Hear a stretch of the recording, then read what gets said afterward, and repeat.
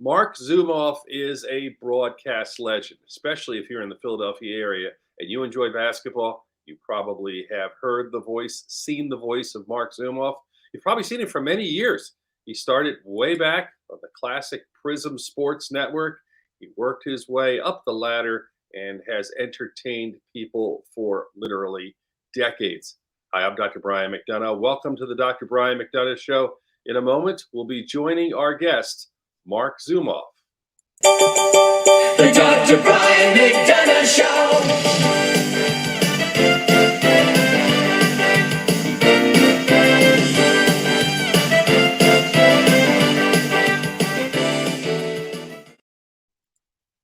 Hi, Marc. How are you? Welcome to the program. I love it. If only Johnny Carson were here to see all this. That was our. By the way, youngins, Google Johnny Carson. You'll know what I'm talking about. He was Jimmy Kimmel before Jimmy Kimmel was Jimmy Kimmel. But go ahead. I was trying to show my kids Rodney Dangerfield on Johnny Carson and laughing hysterically. It was lost to them. It was classic. Well, you know what? And now we're kind of sounding like our parents did when we were kids. Fibber McGee and Molly and all that stuff, thinking that we hadn't lived until we had seen that or heard that on the radio.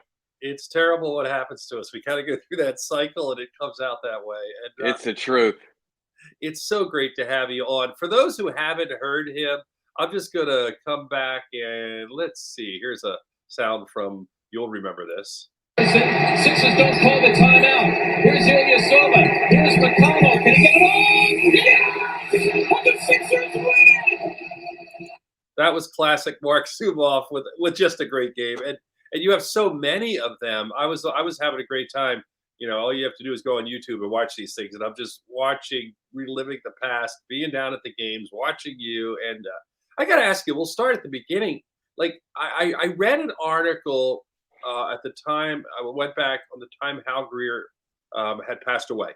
And you wrote about your recollection of him. And we must have been fans around the same time because I remember 68, probably the Spectrum. I never saw the Sixers playing Convention Hall. So my dad used to take me down to the Spectrum. I remember they were $6 seats. We would go in there and we would sit. I would hang around and talk to people like Andy Musser and Sonny Hill, like a little kid. I got to be a ball boy for Wilt Chamberlain because kids at that time could just rebound the ball and throw it back. You must have been going around that same time because you talked about Hal Greer and the fact that he wore that thigh pad and shooting the jump shot at the foul line, those memories, and they're the same ones I have. That, and I'm actually a little bit older in that I do remember Convention Hall. In fact, my first ever game was the first year when the team moved from Syracuse. That was 1962-63, and I remember my father didn't have tickets to the game. He just decided to show up at Convention Hall, and the guy at the ticket window said, "There's no game here tonight. There's the boat show." So my father said, "What do you mean?" I saw in the paper this new NBA team in town is playing at home against the Cincinnati Royals. And the man said, "Well, you have to go to the Philadelphia Arena and see the game." And the arena was even then, it was an old ramshackle building at 45th and Market. It was an old hockey arena for minor league hockey. May have seated, 6,000, 7,000 people. But I just remember, Brian, we got there a little bit late because we had showed up at the wrong venue. And when I went through the turnstile, and I was approaching the little hallway to go out into the arena, the crowd suddenly erupted in cheers, and it startled me. And I just remember that so vividly and thinking, wow, this is really exciting. And then, I saw the satin shorts and the squeaking and heard the squeaking of the sneaks and the bright hardwood and everything else. And I was hooked. And it is, and always will be my favorite sport. And the Sixers will always be my squad. I want to ask you a question because I was thinking about it. I remember my dad, like it was yesterday, telling me that the 76ers team that went 68-13, I believe, they were the greatest team ever, and you'll never see a better team. Since that time, there's been teams that have had better records. The Lakers won 33 in a row. You obviously had the Warriors. You just had all sorts of teams. The Chicago Bulls. What do you think about that team? Do you think it was the greatest ever, or where would it compare? The one thing that I've learned, Brian, through the years is not to compare eras. So I won't be referring to players as plumbers and firemen as JJ Redick did. Those guys, by the way, had to be that and more during the off season because playing basketball was a part-time job. But in that era, that era of the '60s, I certainly believe they were the greatest. I don't think that team would be nearly as dominant. I don't think Wilt Chamberlain would be as dominant. Players are bigger, more well skilled. They're faster. They jump higher. Nutrition is better. Medical care is better. They're just better athletes and better players. Now that would be a good team, but the game is so much different. I mean, can you imagine that team in today's NBA with the way the 3-point line is emphasized playing that game? I mean, Hal Greer made his money from 17 feet away, and the whole offense was predicated upon Wilt Chamberlain, who would hold the ball up in the pivot like a grapefruit, and guys would dance around him, and he'd sort of cherry pick guys for jump shots or driving in the lane. It was a totally different game. So perspective is always necessary, but I would say that in that time, with those great Celtic teams, that dynasty that won 8 in a row, I think that Sixers team was the greatest in that era. Well, the thing I got from you, and we'll move on in your career, but the thing I got from you that time is the same thing that I remember. I remember going home and pretending I was those players. I remember saying, "Hey, I'm Luke Jackson, I'm Chet Walker, and I'm playing against Larry Siegfried." Because in your mind, at that age, when you're a child, you really believe you can be, and that might be the magic of it too. Now, we've moved forward. I see kids doing the same thing, and it's just wonderful to see that it continues. The players change, the leagues change, they develop, but kids are still kids. And that's why I think what athletes do is important, what they do in public. And they're no different than us. They have their issues, their insecurities. And yes, unfortunately, some don't behave as we would like, but that's true in all segments of society. But by and large, these guys are amazing athletes and in many cases, amazing human beings. They take their wealth, they contribute it in many great ways. They take their time and contribute it in many ways. And they do what they feel they need to do, whether it's standing on a social platform or something like that. So you could do a lot worse, I think, as a youngster. And of course, it always takes a village. It's not just an athlete, but by and large, I think our NBA players and professional athletes can be great role models for young kids, for sure. So let's jump a lot of years. We'll go from that time when you were watching the Sixers to this time when you essentially were working for Prism, which is where most of us in Philadelphia first got to see you. We saw you on the fledgling cable network that covered sports and would show movies in the afternoon, and it was this exciting new thing called cable. What took you to that point? What was the energy that pushed you to go into broadcasting? Well, more directly, I got the Prism because I did games for an indoor soccer team, the Philadelphia Fever, and they had some games on their air, and that's how they picked me to do the Sixers half times, which is how I started in '82, '83. But in terms of whatever inner spark I have, once I went to that Sixers game that I described earlier, at around the same time, I became fascinated with AM rock DJs who would talk the song up, as they say. They would talk over the introduction and they would know when to be quiet, and suddenly the lyrics would come in. So I started doing that myself, and I discovered that I liked the patter of speech and announcing, and soon translated that into calling games. I liked sports by then. I was, I don't know, 9, 10 years old, and I would turn the sound down and do games into a tape recorder. So that's there are a lot of things I'm not good at. I certainly couldn't do what you do. I couldn't design buildings. I'm not very handy. I'm not an especially good cook, but that's one thing that I was blessed to be able to do. And I get the sense it's always been fun. Well, as I said before we started rolling the recorder here, it beat really working. It was that much fun. I was one of those who I guess is fortunate to be able to say I did something that I would get up in the morning and do for nothing, just because I enjoyed it so much. I mean, think about it. When you boil it down to its barest essence, I was going to professional basketball games, getting paid to be there. Now, at times it would feel like you were eating your favorite dessert every night because the schedule's a busy one, and you're playing 4, sometimes 5 games in a week, and there's a lot of preparation. It could be travel, staying up late at night, full days of preparation. And so, but whenever I thought for a second, Brian, that you know what, this is getting wearisome, or I'm a little tired of it, no, I snapped myself out of it and said I could, really be working for a living. Thank goodness I wasn't. We started doing these interviews, and it's really a labor of love. It's fun. I'm enjoying it. And one of the interviews I did, and I know you know who he is, with former LaSalle basketball coach Paul Westhead. And Paul Westhead and I had a wonderful conversation about his time coaching in LaSalle, going to the Lakers, and then this show Showtime came on HBO, which kind of chronicled that team, and I had dressed that up with him, and all of a sudden it explodes, and I thought it's interesting how sports and entertainment really drive everything, even something as simple as a little podcast. It has that input and that impact. You must have realized as you were broadcasting and growing in your career, first of all, people knew who you were, but you actually had an impact on people, like just their relaxation. Their After a tough day, they came home and they saw you, and they were able to kind of unwind and or get angry or whatever it would be at the game. Um, did you realize that as you were broadcasting all of those things? Did you get that sense of the fact you were really reaching into people's homes and having that impact? No, and I never will, in spite of the fact that people will come up to me and are very kind in some of their comments. Thank you for being in my living room for 27 years, and we really enjoyed this, and you brought us some great memories. It's really surreal, especially for a kid who grew up in Northeast Philly, who ended up announcing the team that he grew up rooting for.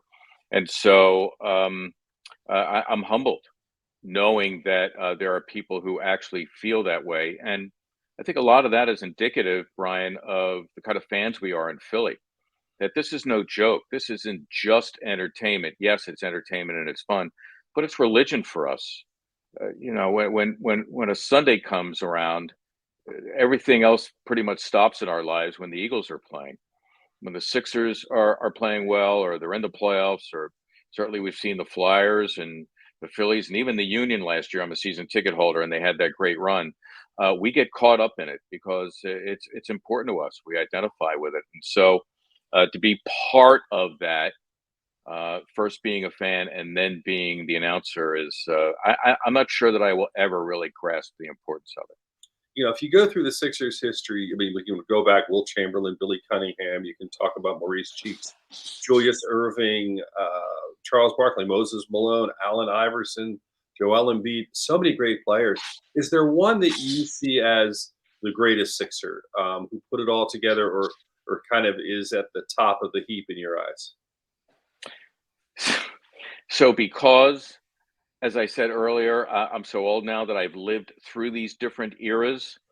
So Wilt Chamberlain had staggering numbers, but would he have been the same player in Allen Iverson's NBA, let alone today's NBA? And I have my doubts about that. And so for me to pick a favorite, my goodness, it's like asking a parent to pick his favorite child or her favorite child. It's you find something special in all of them, and yeah, I may be copping out, but listen, they each had their own individual artistry, whether it was Wilt and his unusual elegance, or Moses Malone and his awesome work ethic, Dr. J, who would dance in midair, Allen Iverson, who had that killer crossover, and Charles Barkley, who was an out-and-out freak at less than 6'5" and 200 some pounds, who could dribble the ball like any guard you could ever find. So each guy was special. I was pleased and privileged to either be a fan or cover all of them. And now, as I watch Joel Embiid, I'm eager to see the place in history that he carves out, certainly in Sixers history, when all is said and done. I'll ask you a different way. Who was the most fun for you? Maybe not who was the best. And it doesn't have to be one of them. I mean, just what player did you watch who just brought you joy? I just think that having a courtside seat for Iverson, and having gone through that era, and in many ways being identified with that era, is probably the most fun I had, certainly as the play-by-play announcer, because Allen was so unusual. The fact that he was so small and yet played the game like I don't know, like a defensive back, like a hard hitting defensive back, where he would constantly go into the lane. He would get knocked down. He would get up. He would hit his free throws, and the very next trip, he'd be doing it again. And didn't we just love that about him? You know, he always looked like he was me against the world. You know, those T-shirts that we have, Philly versus everybody. Well, that's why I think we identify with Allen so much, because he was small and because he was perceived as an underdog and because he would pick himself up after being knocked to the floor. So I think just because of the wildness of it all, how unique he was, some of the other crazy things that happened while he was playing here, probably the most fun I'd had as the announcer for sure. Years ago, doing a audio radio talk show, I had a chance to chat with Pat Croce. Talked about his career, talked about this and that. How was it like working with him? He must have. I mean, what a so much energy in a human being and optimism. Pat is one of those that when people ask me about them, what they ask me about Pat and they say, well, what is he doing? And I say, whatever he wants, number one. Number two, there's an example of a guy who has lived his best life, that whatever stage of his life that he is in, he lives it to the fullest. So whether it's coming up through the ranks and carving out a name as a physical therapist with the Flyers and training the likes of Mike Schmidt and Gary Maddox and Bobby Clark, to owning a chain and then of physical therapy centers and then selling them. And then, I mean, he's dynamic. Then, of course, he rose from the streets to be the president of the 76ers and owned a piece of the team. He was a guy who, while exuberant and wild with enthusiasm, was extremely demanding.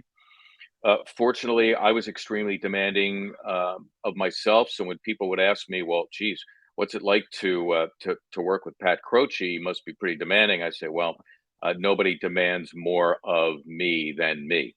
And so it was sheer joy working with Pat. We're friends to this day. We'll text every once in a while.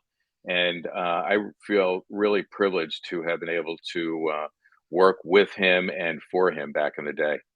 When you announced your retirement, it was sudden. I mean, I think for a lot of people it is. You probably have it in your mind. You're thinking of what you want to do, much like Jay Wright has announced his retirement. Those of us who were watching from a distance, what? You know, what happened? But you clearly announced it, you know, at the top of your game. Was that intentional, or was it just want to do other things in life? What led to that decision for you? I think the latter was the most true. If you could put percentages on it, I did want to do other things, and my plate is overflowing right now with a lot of volunteer work, whether it's Temple University or Maccabi USA, the Jewish Olympics in Israel. And so I'm plenty busy. I'm really enjoying myself. I'm glad to just be a fan, and you know, if I can watch the game, fine, and if not, that's fine too. And you know, I was always struck by something that not that I needed this to push me over the edge, so to speak, but I remember listening to Jerry Seinfeld talk to Howard Stern in an interview, and Seinfeld said that one of the reasons the program Seinfeld has remained popular to this day is because they pulled the plug on it before a lot of people thought they should have. And so when I heard that, any thought that I might have had of delaying retirement or working another few years, I said, hey, you know what? I feel like I want to retire. I feel like I've had enough. I want to spend more time with my wife and my family. And that was only one more reason why I thought it was a good decision. Right, because I mean, you see that in sports, the people who stay around too long, and it doesn't necessarily that the Steve Carltons, the Willie Mays, it doesn't destroy their legacy, but you do remember kind of they hung around at the end, and you kind of wish they hadn't. You didn't want them to go away at the time because you kept thinking they might come back and do it, but you look in retrospect, and say, gee, I kind of wish they had left a couple of years earlier. They didn't hang around, and I think as an announcer, whether you like it or not, you get lapped into that sports world. I think you become part of it. The major athletes now, I want to be respectful of your time. I don't want to take too much, but the major athletes now, they've gone from where they were doing, jobs in the off season to the point where they have wealth beyond belief. Have they changed dramatically, or is that fire to compete still there? Like, have you seen it? Did you see any diminution in that, or was there any consistency with it? It's an interesting question. because when you think back to the 50s and 60s, those guys were earning their paycheck just about every season. And a lot of them, as mentioned, had to work in the summertime as well to make ends meet. And so there was hunger from that perspective. But all you have to do right now is tune into the NBA Finals and see the way these guys are competing. And I don't think for a second they're thinking about, hey, if I do this, that, and the other thing on the floor, I'm going to make X amount of money. I mean, true, they have become, and Chuck Daly was the first to recognize this in the 80s and 90s. They're not players anymore. They become corporations. They're entities. They have marketing departments and people who help them to brand them and themselves and whatever. But I think anybody who gets to the NBA level, or let's say the vast majority of guys, Brian, who get to the NBA level, have to be competitors, have to enjoy the game, have to want to be good, because to get that good, yes, they are born with a certain predisposition, genetically and otherwise, but I think that today's athletes are just as competitive as athletes in any other era.